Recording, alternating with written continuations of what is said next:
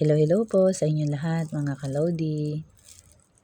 Love you all sa mga patuloy pong tumatangkilik ng aking po mga long form video and reels po sa mga short video ko. Thank you so much po sa inyong lahat.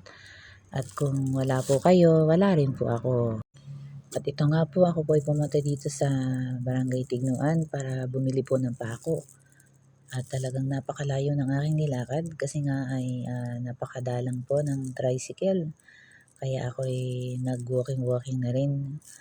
Siguro magmula sa amin hanggang dito sa binilihan ko ng pako ay aabot ng 1 hour kapag mahina kang maglakad. Kasi nga ay yung aking service na bike, aking pinabulkanizing, aba ay nabutas na naman siya. Hindi ko alam kung bakit lagi siyang napaplat. At dito nga po pala sa aking nilalakaran ay naghahanap po ako na mabibilihan ng manok.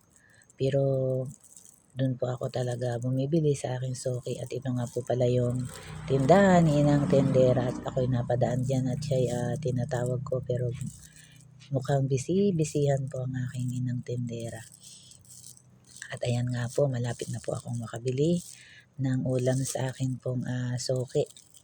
Yan, sa aking binibilhan pong iyon. Maganda po kasi doon lagi akong may discount. Siyempre kapag suki mo at doon ka lagi bibilit na ito na nga ako para bumili ng manok at saka ng mga ilalaho ko doon sa aking lulutuin na manok para pang hatid sa kuya ko.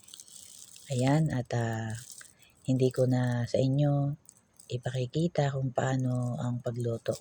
Kasi hahaba po ang video, baka po masawa po kayo sa aking video na maihog po kayong masawa. At ayan na nga po ang aking niluto na ulam para dalahin doon po sa bukid at pang-ulam po ng aking kuya. Iniready ko na po yan dahil talagang mukha po siyang gutom na. Dahil ano na rin po ang oras, napakasipag po kasi ng aking kuya. Ayan.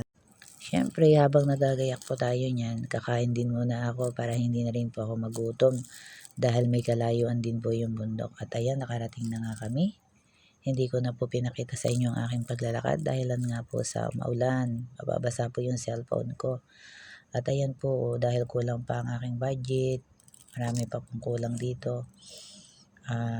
Bali ang natapos lang po dito sa kubo-kubo ko na to ay sahig. Ayan mga kalodi. At yung pamangkin ko ay nagre-reklamo. Ang pamangkin ko ay nagre-reklamo kasi nga ang kanyang paa ay bagong pedicure ay nadumihan na at puro putik. At ayan nga po, kami po ng pamangkin ko, kung mapapansin nyo yung sahig niya, ayan, tapos na. Marami pa pong kulang pero siguro